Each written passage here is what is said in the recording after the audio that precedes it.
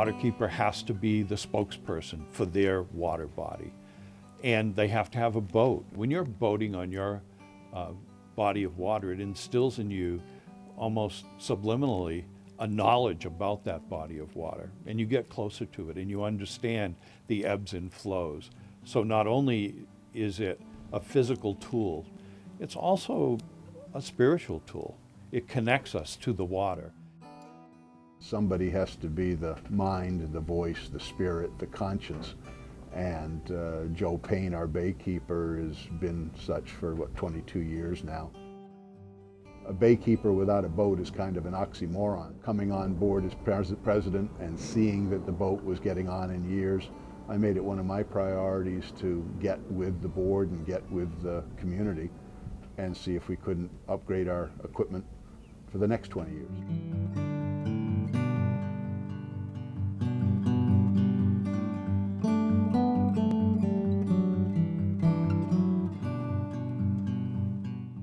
Well, we use our Baykeeper boat in a variety of ways.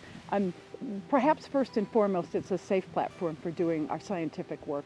There's a lot of equipment we're lowering down over the side, bringing back, and that gives us a lot of data.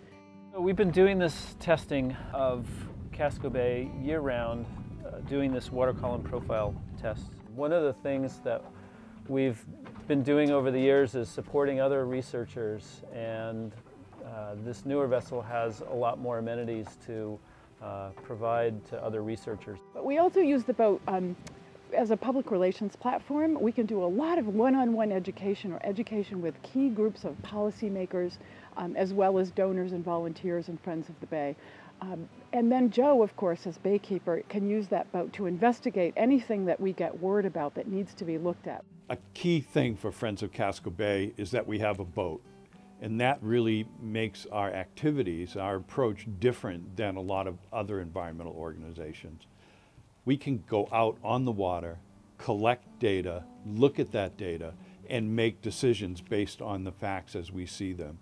And over again, that comes in really handy when we're talking to regulators, for instance, and they want to know about, okay, well, what do you know about this locally? We can show them our data. I sat with the executive committee for a minute 2 years ago after we decided to buy the boat, and once we found it, we said, what are we going to call it? And I think it was me, I'll take credit for it. I said, I suggest we call it this, the Joseph E. Payne.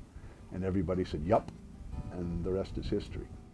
Joe is known around the world. He was the 7th baykeeper or waterkeeper. Joe Payne has been a real gift to the Casco Bay estuary and oceans and tidal areas and deep water, far beyond the outer reaches of Small Point and Cape Elizabeth. I hereby christen thee the research vessel Joseph E. Payne. May you keep all who sail upon your deck safe from harm and always bring them safely home. I'm not a big enough person to say no when the board asked me, because it's such a huge honor for someone who, was on a boat in utero to having a boat be part of my entire professional career. There's no higher honor than having a boat named after you.